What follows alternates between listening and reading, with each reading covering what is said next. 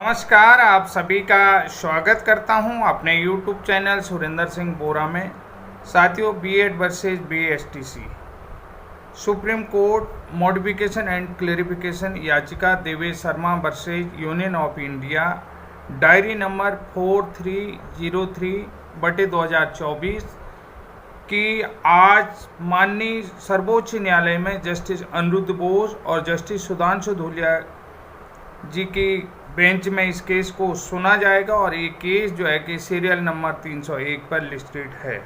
तो साथियों, आज यहाँ से बीएड शिक्षकों का भविष्य तय हो जाएगा कि यहाँ से बीएड नियुक्त शिक्षकों का जो प्राथमिक में कार्यरत हैं उनके भाग्य का आज बहुत बड़ा फैसला होना।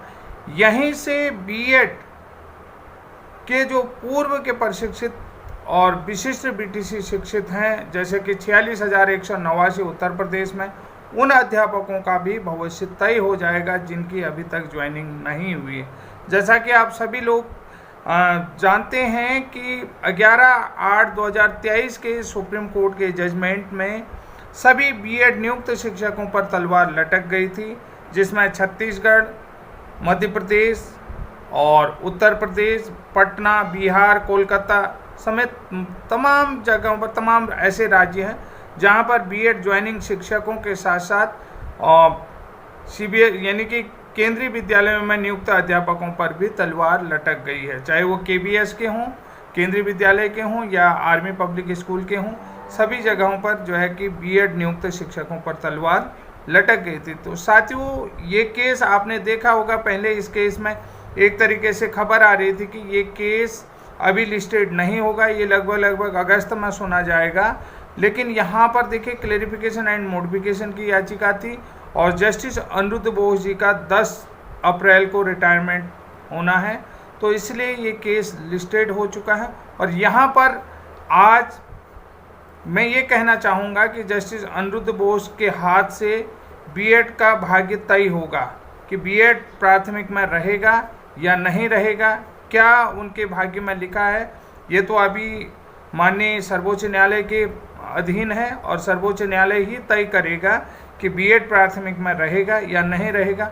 भविष्य के लिए तो आप लोगों ने देखा ही है कि बीएड को जो है कि अयोग्य घोषित कर दिया गया है, उन्हें जो है कि अनएलिजिबल जो है कि करार दिया गया है। तो यहाँ पर देखिएगा, बहुत सारे साथी कह रहे हैं कि बीएड कमबैक करेगा। देखिए, बीएड कमबैक तो ऑलरेडी है। देखिए कि बीएड की जो क्वालिफिकेशन क्राइटेरिया है, अलग अलग तरीके के बीएड को लिया हुआ है। जैसे 1 वर्षीय, 2 वर्षीय बीएड को फिलहाल प्राथमिक में नहीं लिया जाएगा और 2028 के बाद आपने देखा होगा इंटीग्रेटेड बीएड वापसी करेगा और 3 वर्षीय बीएड एमएड वाले जो हैं कि वापसी है, उन लोगों का तो अभी भी लिया जा रहा है। इसके बाद जो है कि बीएलएड वालों को लिया जा रहा है और 2 ईयर डिप्लोमा इन एलिमेंट्री को लिया जा रहा है।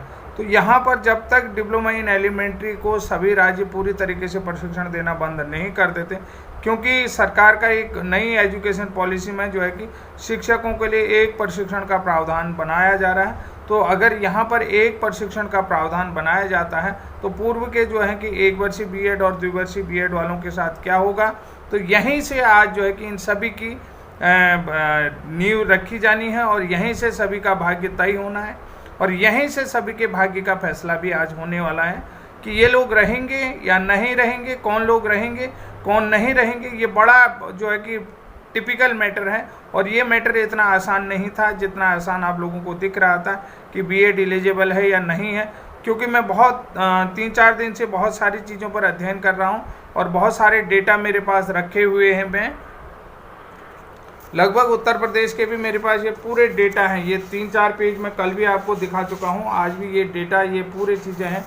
मैंने रेड लाइन यहाँ पर रेड लाइन की हुई है, ये अलग अलग आदेश हैं और यहाँ पर भी आपको दिखा सकता हूँ कि अलग अलग क्या क्या आदेश हैं। कहीं पर स्थायी फंड का है, कहीं पर विशिष्ट बीटीसी का प्रावधान है। ये सारे प्रावधान मैं आपको यहाँ पर ये पीले लाइन दे रखी है। ये सारी चीज़ें जो हैं कि जो प्रशिक्षित हैं। तो यहाँ पर सबसे बड़ी बात मैं ये कहना चाहता हूँ कि जो ब्रिज कोर्स प्रशिक्षित अभ्यर्थी हैं कि वो एलिजिबल रहेंगे या नहीं रहेंगे, ये चीज़ आज यहाँ पर तय हो जाएगा।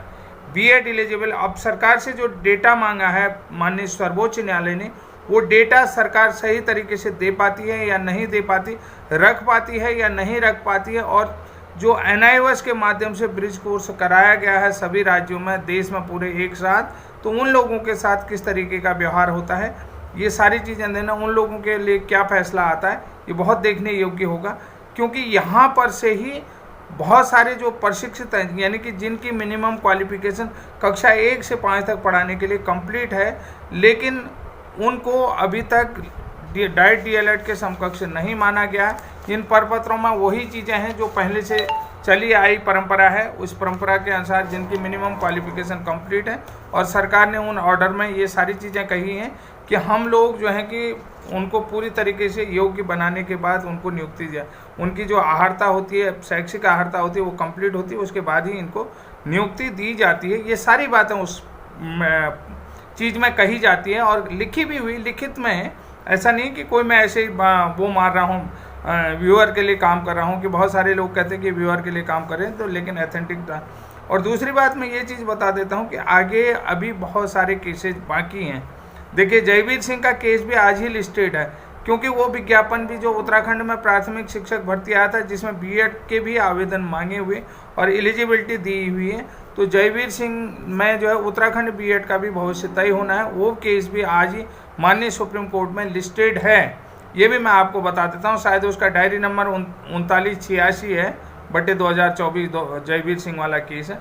तो साथियों, यहीं पर से आज सुप्रीम कोर्ट में 301 नंबर सीरियल में ये केस लगा हुआ है। Modification and clarification Devesh Sharma versus union of India का केस है। इसी में मध्य प्रदेश सरकार जो है कि SLP लेकर के गई है कि वहाँ के जो BEd प्राथमिक नियुक्त शिक्षक हैं, जो 11/8/2023 के पहले के विज्ञापन के अनुसार जिन्होंने नियुक्ति पा ली है, तो उन शिक्षकों के लिए मध्य प्रदेश सरकार सुप्रीम कोर्ट गई।